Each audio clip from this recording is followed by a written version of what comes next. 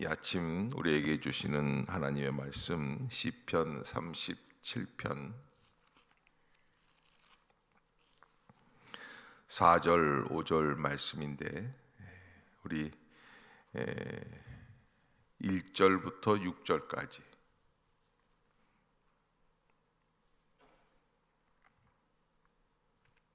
저와 여러분이 한 절씩 교독하도록 하겠습니다. 시편 37편 1절부터 6절까지입니다.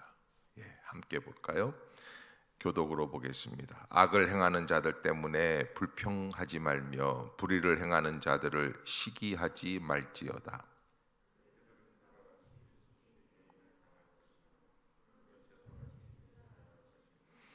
여호와를 의뢰하고 선을 행하라. 땅에 머무는 동안 그의 성실을 먹을거리로 삼을지어다.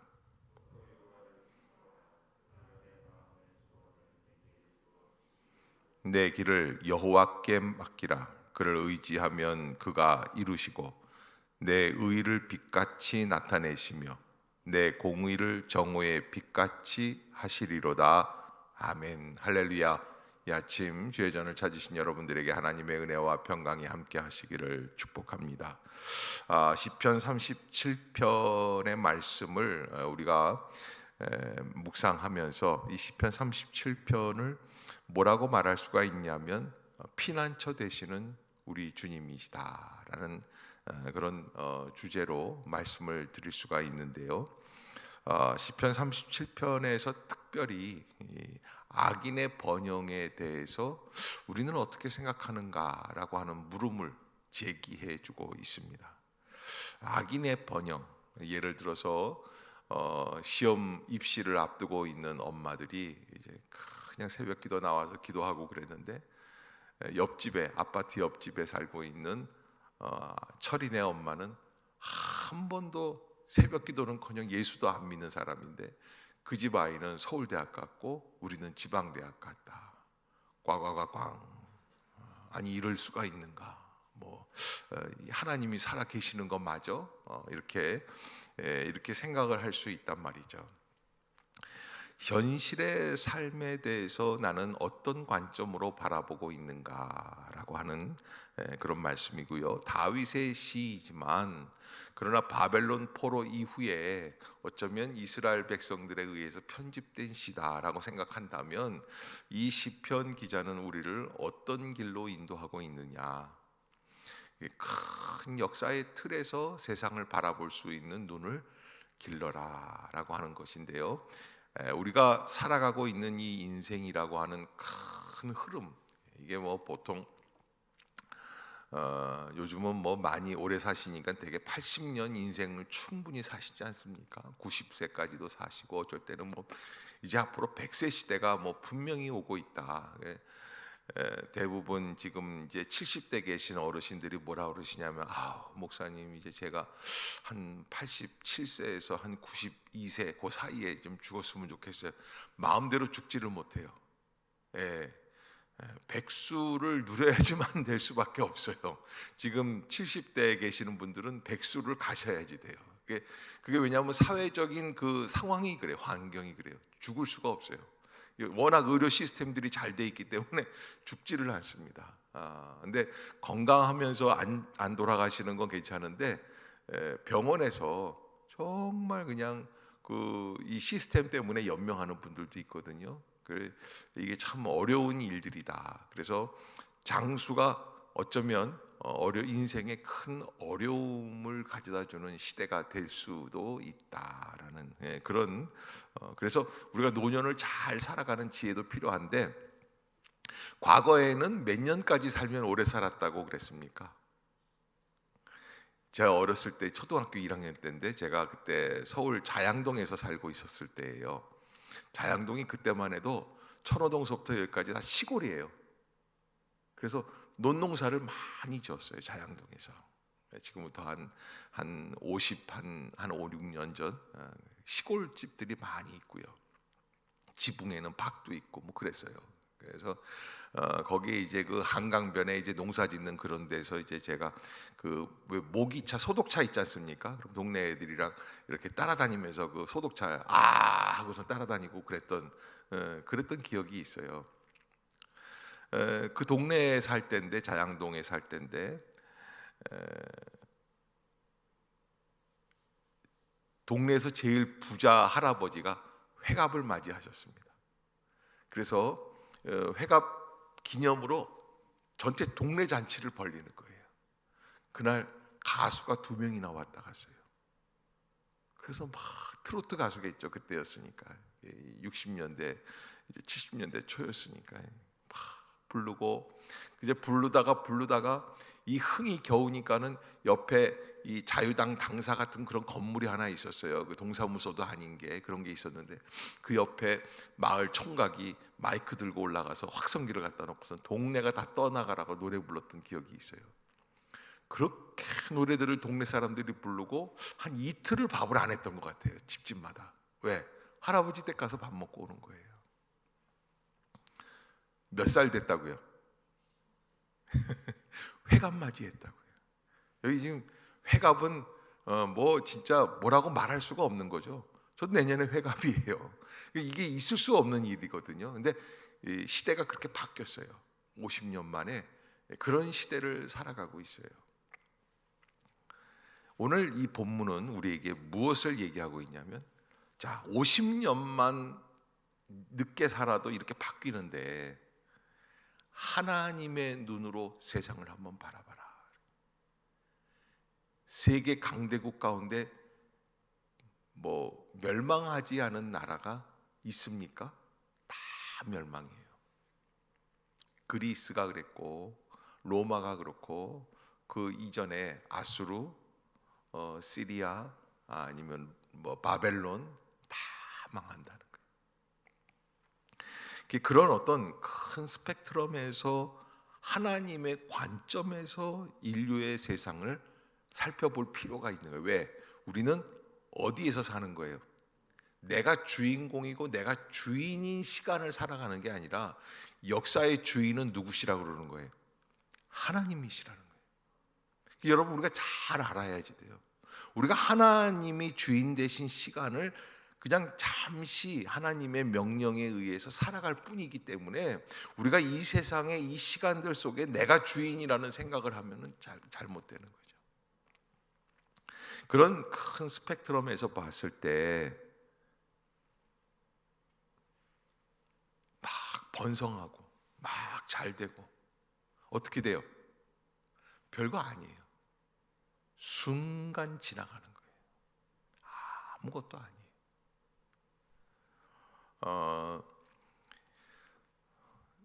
오늘 시편 기자는 우리들에게 밭에 나가서 이렇게 밀 이삭을 쫙 심었습니다.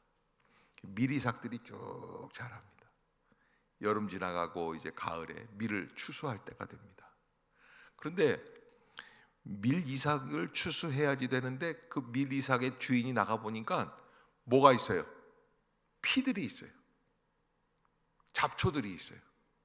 자, 근데 잡초 가운데 제일 키 큰 놈이 있습니다. 근데 이 잡초가 자랑스러운 거예요. 내가 저 미리삭들보다도 또 잡초들 가운데서도, 그러니까 잡초 오브 더 잡초예요. 잡초 중에 잡초. 내가 제일 커. 야, 내가 제일 힘이 세구나. 농부가 와서 추수하기 전에 한번 잡초들을 한번 쫙 뽑지 않습니까? 그러면 그 잡초 중에 키 큰 놈 의미가 있어요, 없어요? 하나도 없어요. 그건 단지 뭐예요? 잡초일 뿐이에요. 그런 관점이에요. 37편은. 내가 하필 철이네 집 옆집에서 살아서 잠깐 봤을 뿐이지 지나고 나면 아무것도 아니다. 제가 이제 부산에서 청년들하고 지낼 때예요. 그렇게 한 4년 가까이 청년들을 양육하고 하다 보니까 아무래도 청년들이 대학 입시서부터 또 재수하는 거 뭐 이런 걸 이렇게 쭉 보게 되지 않습니까? 그리고서 이제 지금 이제 한 30년 가까이 흘렀어요. 그런데 지금도 연락이 오고 지금도 이제 통화를 하려고 하고 상담을 하는 친구들도 있고 그렇습니다. 그런데 가끔 제가 과거에 그러니까 부산에서는 어디로 대학을 가는 게 제일 좋으냐면 무조건 서울이에요. 예, 서울대학을 못 가도 성균관대라든지 이제 성균관대는 사실은 이제 연고대 스카이 쪽보다 한 단계 아래지 이게 이렇게 또 얘기하면 또 죄송한데 하여간 그렇게 그런데 하여간 최고의 영광이 서울에 가 있는 거예요. 근데 부산에서 목회를 하는 사람의 입장에서는 그렇게 서울로 가는 친구들을 보면은 어떤 면에서는 참 부러운, 참 잘됐다. 그것도 있지만 좀 얄밉기도 해요. 아니 좀 부산에 좀 남아서 교회를 위해서 좀 충성하고 헌신하고 그러지. 그래서 왜 그때 한참 유행했던 그 단어가 이 문장이 있는데 그게 뭐냐면 못생긴 나무가 뭘 지켜요? 모르세요? 못생긴 나무가 산을 지킨다는 얘기가 있어요. 산에 와가지고서는 잘생긴 나무들, 쭉쭉 뻗은 나무들은 다 벌목해서 갖고 간다고요. 그러니까 꾸불꾸불한 나무들만 남게 돼 있다는 거예요. 못생긴 나무가. 그래서 부산에서 교회를 위해 헌신하고 충성하는 친구들은 성적이 조금 이렇게 좀 낮았던 친구들이 많이 있었어요. 지금 이렇게 보면 그때 그 공부를 잘해서 1차적으로 쭉 서울에 있는 학교들 잘 가고 이렇게 빠져나가고 그 친구들은 방학 때 잠깐 나타났다가 또 바쁘다 그러고서 계절학기 한다 그러고 서울로 또 올라가고 교회적인 관심이 없는 거예요. 근데 지금 30년이 지나니까 지금 그 친구들도 한 50대 초반 그래요. 근데 이렇게 지나고 보니까 물론 다 그런 거는 아니지만 개인차가 있어요. 그때 20살, 20대 때 잘 안 되고 그저 부산에 있는 어느 대학을 가고 그러면서 이제 그냥 소리 없이 그냥 이렇게 하면서도 이렇게 진지하게 신앙생활을 잘했던 청년들. 지금도 변함이 없어요. 지금도 교회를 지켜요. 그리고 지금 아주 알찬 삶을 사는 것 같아요. 그런데 제가 묻죠. 그때 아무개 있잖냐. 서울대학 갔던 친구 어떻게 돼요? 잘 모르겠어요. 잘 안 나타나요. 어떻게 됐겠죠. 목사님 걔 벌써 은퇴했대요. 대기업 들어가는데 벌써 은퇴하는 거예요. 은퇴하고 나니까 어때요? 실업자예요.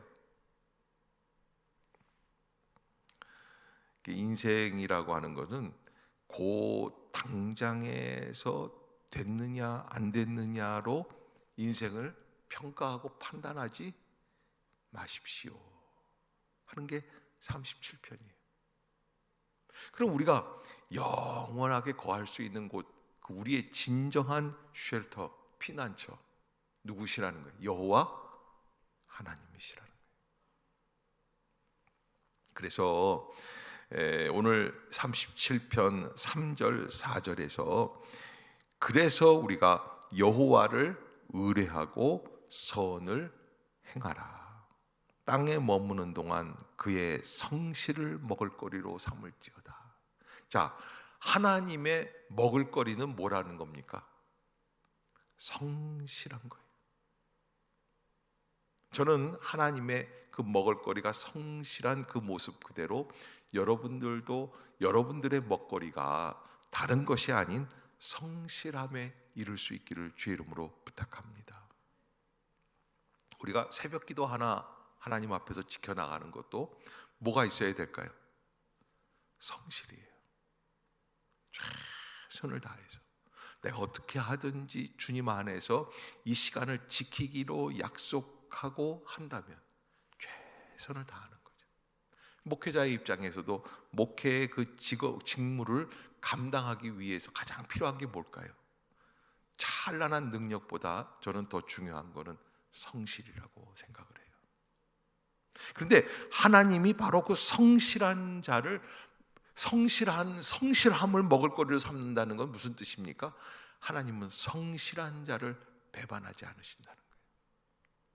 하나님이 경영하는 일터에서 가장 중요한 것이 성실하다라는 거예요.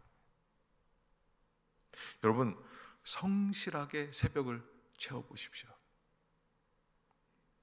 아마 우리 중에는 갑자기 어떤 일이 생겨서 그 일 때문에 갑자기 새벽 기도를 하게 되는 분들도 있어요. 그래서 제가 늘 굉장히 걱정되는 게, 안 나오던 분이 어느 날 갑자기 아침에 와가지고서는 제일 먼저 와요. 그것도 탁 앞자리에 앉아가지고 그냥 씩씩거리고 있으면, 야, 저 집에 또 무슨 일이 생겼나, 큰일 났구나, 여러 가지 생각이 듭니다. 그래서 절 놀래키지 마시고, 저는 우리 전 교인이 새벽을 성실하게 지켜나갈 수 있는 성도들이 되면 참 좋겠다 하는 거예요. 왜? 새벽 기도의 맛을 알면 할 수밖에 없어요. 아멘이 아무도 없고 고요한 정막뿐이고, 혹시라도 아멘 해가지고 그런 팔자가 될까봐 그러는 건지, 여러분 그 일에 한번 여러분들이 최선을 다해서, 다른 거에 열심을 내지 마시고, 어디에? 새벽 기도 하나님 앞에 나오는 일에 성실함을. 왜? 그러면요 달라져요, 인생이. 그 수없이 많던 풍파가 점점 잦아들기 시작해. 여러분의 그 포커스, 초점을 어디에다가 맞추는 겁니까?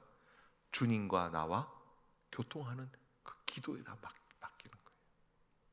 어쩔 때는 내가 오늘 새벽 기도에 와서 무슨 기도를 하고 가지? 그런 날들도 있을 거예요. 그러나 그게 10년, 20년, 30년 쌓이다 보면 큰 은혜가 됩니다. 우리가 날마다 묵상하는데 그 우리의 머릿속에 누가 주인이 되시는 거예요? 여호와 하나님이 나의 주인이 되시는 거예요. 하나님을 묵상하는 거예요. 내 신세 한탄하지 마십시오.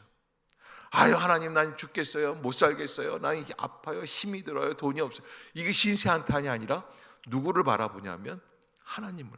그래서 어제 시편에서도 뭐라고 그랬습니까? 그러나 주여. 주는 어떤 하나님? 반전의 하나님. 그래서 하나님으로 우리가 성실함으로 나아가, 하나님의 먹을거리 성실함으로 우리도 그 마음을 가지고 이 땅에서 살아가는 거예요. 특히 무엇을 행하라고 그러냐면 여호와를 의뢰하면서 선을 행하라. 이게 무슨 얘기냐면, 내가 잘나서 내가 착해서 선을 행하는 게 아니라 누구 때문에 하는 거예요? 하나님 때문에 착하게 사는 거예요. 아멘. 그러니까 내가 착한 게 아니에요. 내가 착하다고 자랑하는 게 아니에요. 하나님 때문에 선을 행하는 거예요. 더 나아가서 두 번째 4절에 보면 또 뭘 하라고 그랬습니까? 여호와를 기뻐하라. 제가 한 20년 전인데 잊혀지지가 않는데, 천안인가 어디 지나가는데 고속도로에서 휴게소에서 이렇게 쭉 나가는데 앞에 10,000원짜리가 있는 거예요. 세상에 여러분, 10,000원짜리가 고속도로에 더 크게 놓여 보세요. 제가 목사지만 뒤에 차가 오는지 전혀 생각이 안 들더라고요. 그 순간 딱 멈춰가지고 그냥 그거 집었어요. 얼마나 기분이 좋은지. 그 이후로 제 앞에 동전이나 돈이나 떨어져 있는 게 많이 있더라고요. 그런데 여러분, 제가 그 모습을 아주 정신없이 가서 탁 움켜잡고서 타고 왔는데, 오면서 곰곰이 생각했습니다. 내가 왜 멈췄을까? 위험한데, 뒤에서 차들이 오고 있었는데. 돈이라고 하는 것 때문에 그래요. 내가 제일 기뻐하는 게 뭐라는 거예요? 또 그렇게 얘기하면 좀 그렇죠. 그런데 여러분, 우리가 그 길을 가다가 10,000원짜리를 발견하는 그 마음이 있다고 한다면, 우리가 제일 기뻐하는 대상을 무엇으로 삼자는 거예요? 하나님. 따라해 봅시다. 여호와 하나님이 나의 기쁨입니다. 아멘. 여러분, 그렇게 고백을 하세요. 처음엔 잘 안 돼요. 하나님이 나의 기쁨입니다. 처음에는 그렇게 얘기해도 속으로는 그래도 10,000원짜리가 좋습니다, 이렇게 생각할 수 있어요. 그러나 자꾸 고백합시다. 그러다 보면 우리의 삶에서 진정 하나님이 왜 나의 기쁨이 되는지를 깨닫게 돼요. 여호와를 기뻐하라. 시편 기자는 우리에게 그렇게 말씀을 해주세요. 왜 기뻐해야지 되느냐? 그가 내 마음의 소원을 내게 이루어 주시리로다. 돈을 기뻐하는 이유는 돈이 내 마음에 원하는 것들을 얻을 수 있는 도구로 생각이 되기 때문에 그렇습니다. 그러나 가만히 인생을 살펴보면 돈이 이루어 주는 게 아니라 누가 하신다? 여호와 하나님이. 저는 여러분들이 기도할 때도 가만히 어떤 분들 들어보면은 이 돈 없는 분들이 기도할 때는 결론은 다 뭡니까? 돈이에요. 하나님, 우리가 이렇게 됐습니다, 저렇게 됐습니다, 가난합니다, 뭐 가지고서 결국에는 뭐만 있으면 되냐면 돈이에요. 왜? 돈이 우리에게. 그러나 여러분, 부자도 돈 많은 분들도 눈물 흘리며 기도할 때가 있습니까? 없습니까? 있어요. 그건 아주 심각합니다. 돈으로 할 수 없는 일들이 돈으로 할 수 있는 일보다 이 세상에 훨씬 많이 있어요. 비극이에요. 돈이 아무리 많아도 그 어려움의 고난을 뛰어넘을 수 없을 때가 있습니다. 그래서 우리가 진정 우리의 길을 인도해 주시는 분 여호와 하나님을 기뻐해야지만 된다. 그래서 3절에서는 여호와를 의뢰하라, 4절에서는 여호와를 기뻐하라, 그 다음에 5절에서는 여호와께 맡기라. 그러면 그를 의지하면 그가 이루시고 내 의를 빛같이 나타내시며 내 공의를 정오의 빛같이 하시리로다. 따라해 봅시다. 하나님을 의뢰하고 하나님을 기뻐하고 하나님께 맡기라. 아멘. 네, 하나님을 의뢰하고 하나님을 기뻐하고 하나님께 맡기라. 네, 이 세 가지가 사실은 같은 말이에요. 하나님을 의뢰하는가? 그러면 하나님을 정말로 믿고 신뢰하면 하나님만이 나의 기쁨이 되는 거예요. 하나님만이 나의 기쁨이 됩니까? 그럼 그분께 모든 것을 맡길 수 있어요. 여러분, 맡겼는데 불안하십니까? 불안해하지 마세요. 하나님만 바라보십시오. 기도를 포기하지 마세요. 성실하게 최선을 다해서.